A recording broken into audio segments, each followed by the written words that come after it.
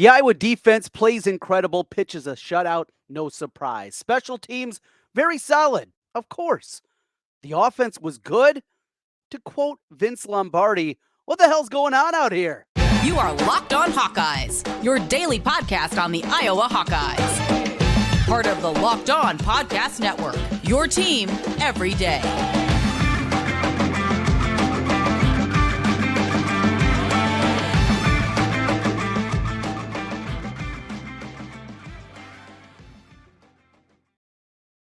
Welcome in. I'm Trent Condon, and this is an instant reaction to the Locked On Hawkeyes podcast. Thanks for making Locked On Hawkeyes your first listen every day as we react to this evening's Iowa win over Rutgers 22-0. The Hawkeyes go out and just dominate a football game. The defense, no surprise, they were special. Special teams outside of the missed field goal early in the football game by Drew Stevens, very good once again, but the story of this one is about the offense and how an offense suddenly makes growth in the 10th game of the year, something you don't anticipate, yet there it was. For the first time in over 30 games, Iowa goes over 400 yards of total offense in this one to get the victory over the Scarlet Knights. And if you look at Rutgers and think, well, just another Rutgers team, this is a Rutgers team that played incredibly well against Ohio State, had a lead into the second half of a football game against them until a pick six, a team that played as well as anybody had against Michigan all season long.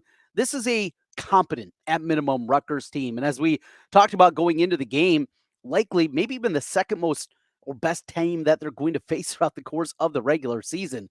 That's what we're talking about here in Iowa. Just thoroughly dominated them. They did it with the defense as you anticipate. It was a very standard Iowa game early on, right? It was kind of what you'd expect. All right, hang around, grind it out, and just try to find a way to win the game in the fourth quarter. And though that's ultimately what Iowa did, as they put 16 points up in the fourth quarter to pull away from the victory, it just felt so much different. So early on in the football game, let's start at quarterback in Deacon Hill. And credit to the young man that is taking a lot of arrows, including for myself, and I'm certainly not alone. It was quarterback play as poor as you've ever seen at a Power 5 conference. There just is not quarterback play that is this bad. Yet Deacon Hill stuck in there, and instead of making excuses or tucking his tail, no, he kept working. And you saw the fruits of those labor come out throughout the course of this game. First quarter was bad, and he was going into the win in that first quarter, missed on some throws, and it just looked like the same Deacon Hill that we've seen over the course of really his career as a quarterback. But after that first quarter, from the second quarter on, this is what Deacon Hill does. He finishes 19 of 26, doing the math on the fly here, 19 of 26 in the game for 222 yards over 3 quarters. That's incredible. Had a bad throw late in the first half, could have easily been a pick six, and really the complexion of the game would have changed. A throw from the left side of the field, across the field, stared down the receiver the whole time. It was intercepted, never looked him off, anything like that. And not only that, it was the coverage that was there. He didn't have the defensive back didn't even have to do anything on that play outside of make a break on the ball, but he was staring him down the whole time. Yet, outside of that throw and a few throws early in the football game, he was as on point as we've seen Deacon Hill making plays down the field. He looked competent. And at minimum, that's what you're hoping for. If Iowa can get competent quarterback play with the defense playing at the level that they are right now, maybe this team can hang around and keep piling up the victories. And now just one victory away from clinching the outright division title with 2 to play. They already have a share of the division crown, and they get Illinois and, of course, Rutgers coming up. And we'll talk about that a little bit more. Talk about Deacon Hill. Great to see from him and seeing some of those improvements we've been waiting for. It's never been a problem with the arm strength. That has always been there. And also credit to Brian Ferentz. And speaking of taking arrows, yeah, there's been plenty of those over his 7 years as the offensive coordinator, certainly for me and others. But that was a well-called game, and the design that they had. At times, I thought they were not relying on the run enough.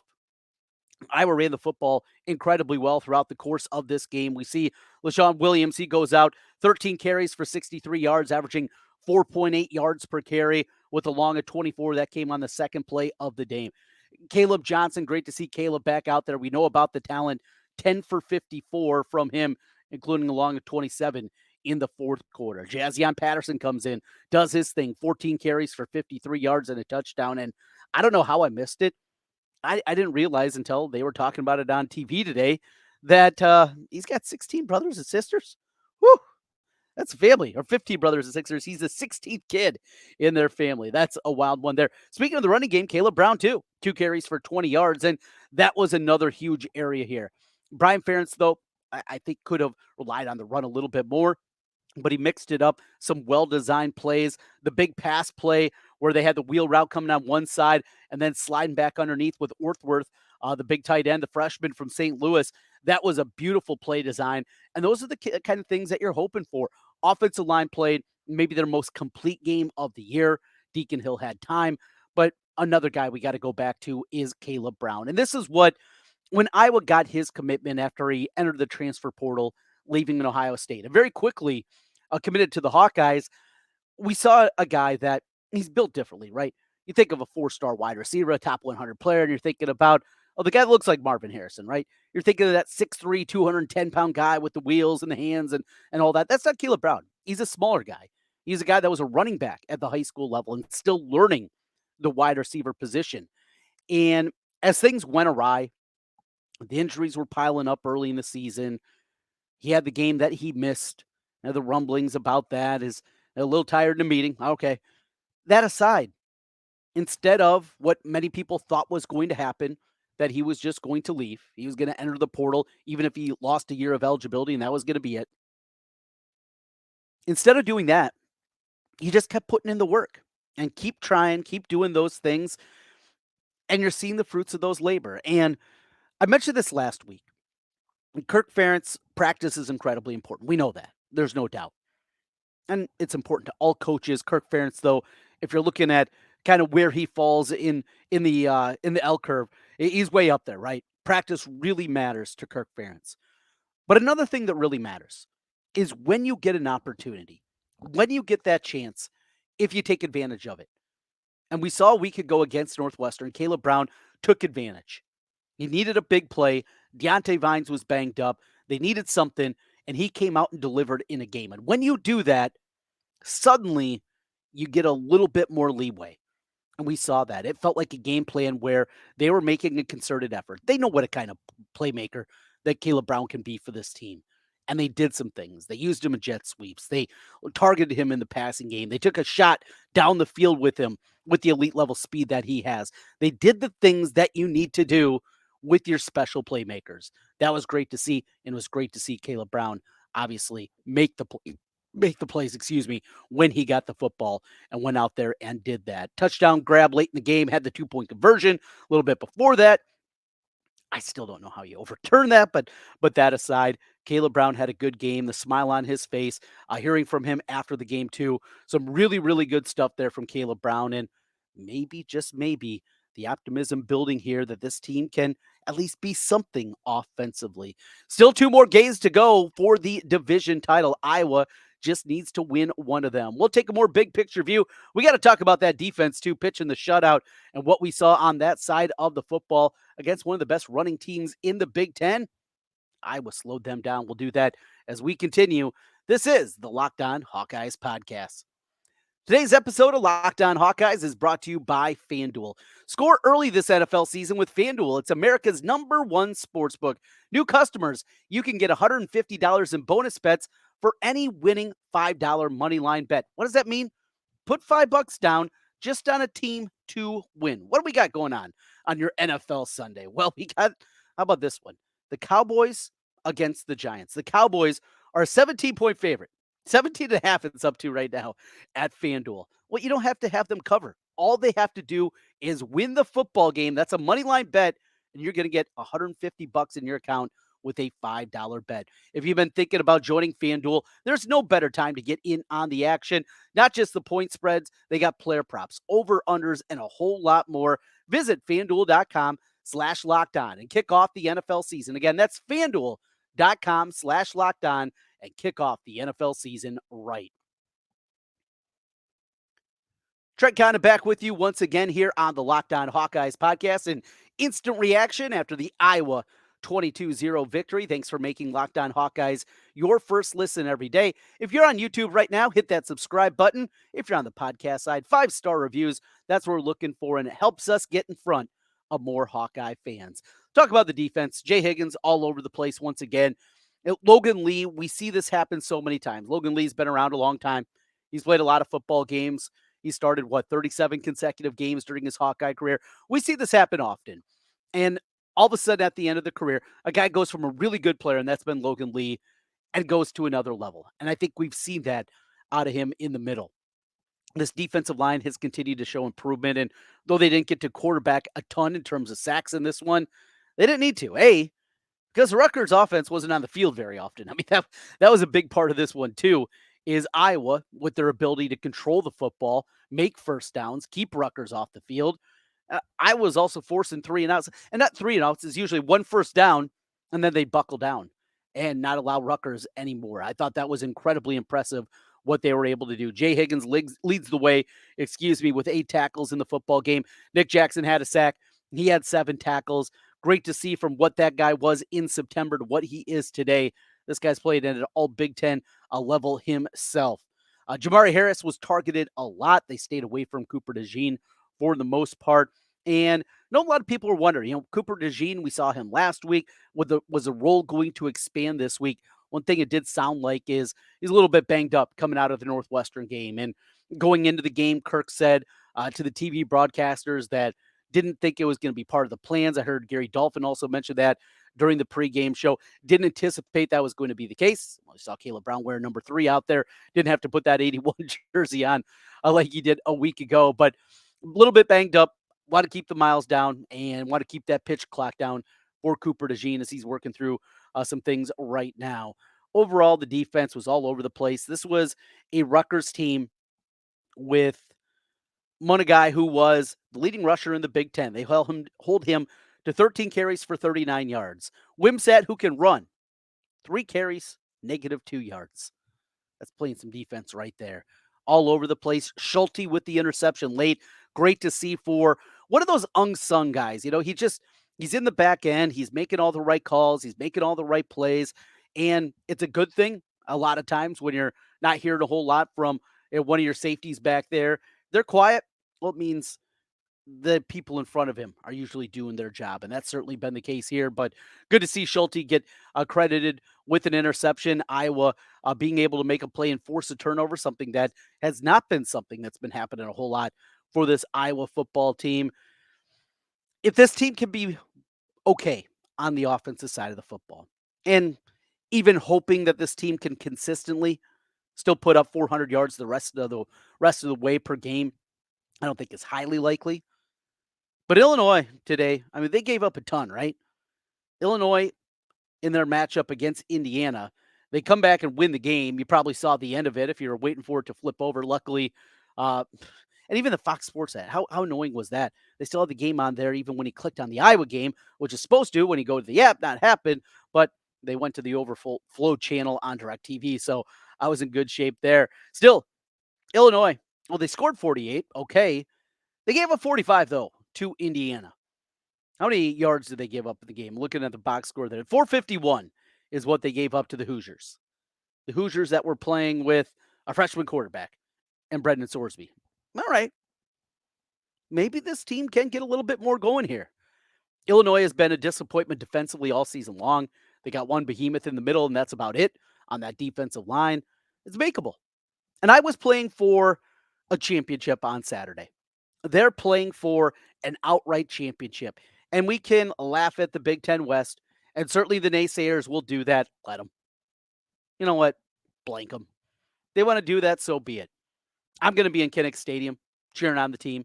I'm going to be there hoping to see a trophy presentation after the football game, because you know what? Those trophy presentations, this is going to be the last time we're going to have this opportunity. Seriously, think about this. In the new Big Ten, with the 18-team configuration starting next season, with the additions of USC, UCLA, Oregon, and Washington, when that happens, there will be also no more divisions. And the ability to clinch, you're not going to be clinching, a division title, because divisions are no more. And even if you clinch a spot at home, they're not going to give you a trophy for that because all it will guarantee you is a top 2 finish, but no championship, no trophy that'll go along with it. And because of that, this is likely the last time until something changes that we'll have an opportunity in Kinnick Stadium to see a trophy awarded to the football team. Want to be there for that one. Want to be revved up. Want to stick it to Bielema because that doesn't feel too bad either.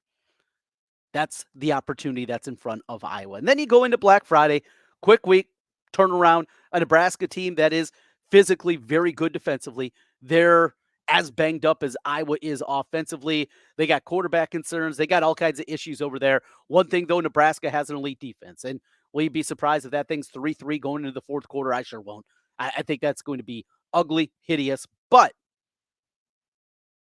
if you go there, and even if you find a way to lose 6-3, you're still going to Indianapolis. And going to Indianapolis maybe with a little bit more of a glimmer of hope. The likelihood that Iowa's going to beat the behemoth that is Michigan or Ohio State in the Big Ten championship game is incredibly small. Because of the still deficiencies offensively, it's going to be tough to do. But just mention it. Rutgers played right with those teams for 2.5, 3 quarters. Can Iowa do it for 4? We'll see. That's why you take the shot. That's why they play the games. Not played in an algorithm. They're not played in Vegas with the numbers that they spit out. That's not what this is. No, they're played on a football field. Crazy things happen. Do I think it's going to happen? No. Do I think that Iowa's going to pull the shocker of all shockers? No. But you can. And you take that shot. Could it go poorly? Absolutely. Could it get run out of the building? So be it. Excited to be in Kinnick. Excited to be there for this one and a real opportunity for this Iowa football team to win a championship. How cool that is going to be. Instant reaction here as the Iowa Hawkeyes get the win 22-0 over Rutgers. Got a couple other things. We'll wrap things up and continue the conversation here on Iowa football. You saw at the end of the football game, Kirk Ferentz. If you missed it, it's all over social media. If you DVR'd the game, go back and watch the end. A very emotional Kirk Ferentz. Not a surprise. We'll talk about Kirk. And a really good point that one of the people that follows me on social media brought up. Do we read into this that this is the end? This is the Locked On Hawkeyes podcast. The end of Kirk next. Today's episode is brought to you by Gametime and the Gametime app. You shouldn't have to worry when you're buying tickets to your next big event. Gametime is the fast and easy way to buy tickets for all the sports, music, comedy, and theater events near you. They have killer last-minute deals, all-in prices, views from your seat, and their best price guarantee. Gametime takes the guesswork out of buying tickets. I love the opportunity to see your view from the seat before you buy, know exactly where you're going to be. And it's so good for football. Look, there's different places. Kinnick Stadium, it's one of a kind. You get a great seat basically everywhere that you are. Not always the case, and I've learned the hard way in some of the Big Ten stadiums. All-in prices also show your upfront total so you know you're getting a great deal without those hidden fees, and don't those all annoy us. Take the guesswork out of buying tickets with Gametime. Download the Gametime app, create an account, and use code LOCKEDONCollege. That's going to get you $20 off your first purchase. Terms apply. Again, just create an account and redeem code LOCKEDONCollege. LOCKEDONCOLLEGE. Locked On College for $20 off. Download Gametime today.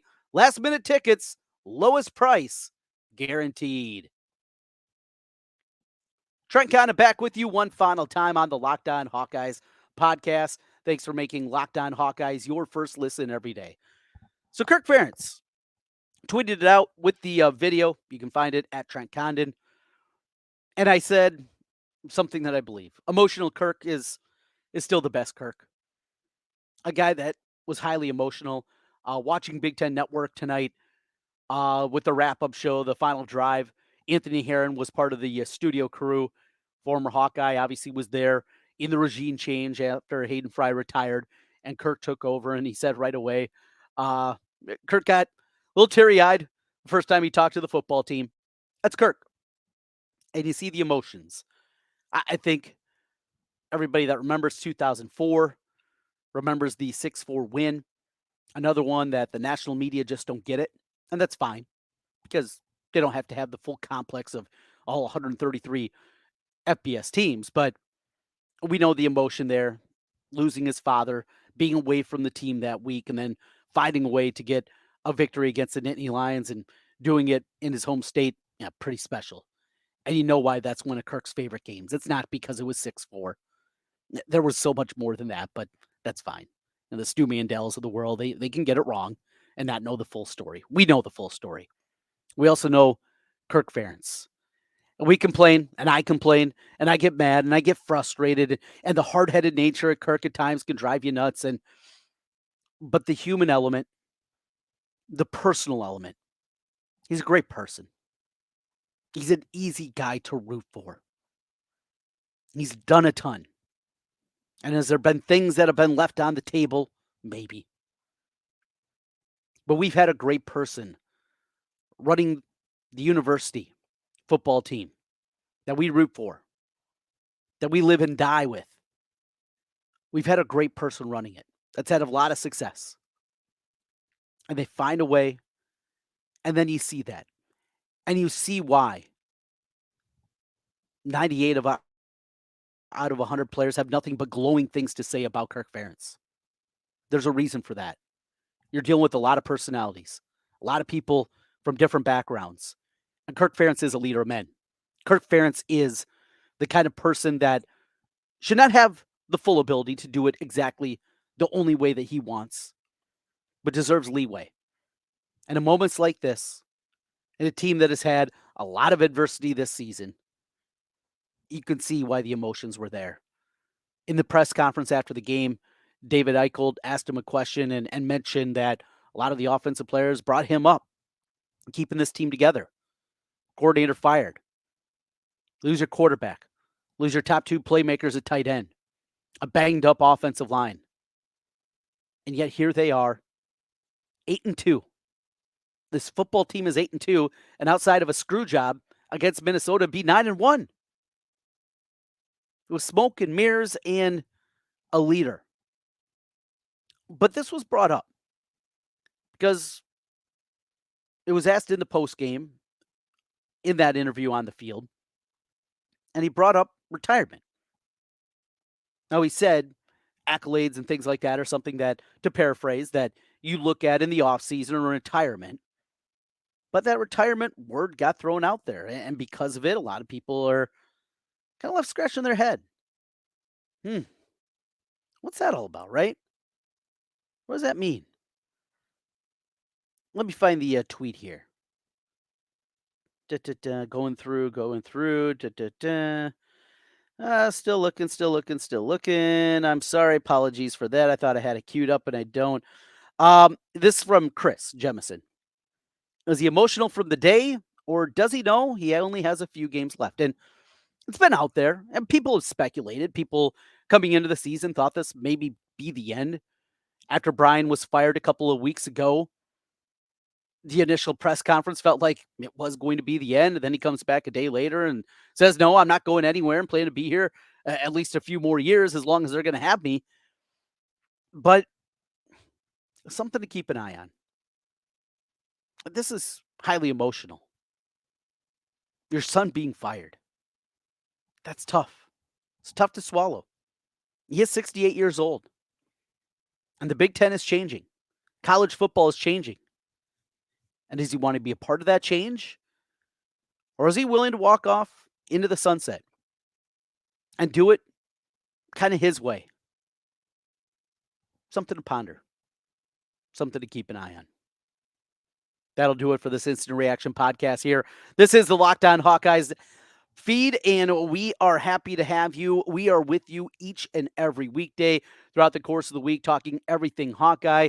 Former Hawkeye running back LaShawn Daniels, he stops by each and every week during the football season, talking football with him. My buddy Biz also usually stops by as long as his work schedule sets things up. We got you covered, press conferences, and a whole lot more talking Iowa football. And this is a great time of year because it's not just Iowa football. As much as we love Iowa football, we got a whole lot more going on. We got, of course, women's basketball, men's basketball. Haven't had an opportunity to talk about the wrestling team much in the impact of losing 4 starters because of the NCAA's decision to go back on what they initially had talked about with the gambling investigation. So there's a ton to talk about. We will try to hit it all here on Locked On Hawkeyes. Thanks for ranking Locked On Hawkeyes your first listen every day. We'll talk to you again on Monday. We will take a look back and get a second eye at the game. That is always what we do on Mondays, a look back. A DVR Monday is what Chad Leistikow calls it. We'll do the same thing here, take a look back and see exactly what we saw from the Iowa win against Rutgers. We'll get the numbers from Pro Football Focus and a whole lot more. We'll talk to you on Monday. Go Hawks.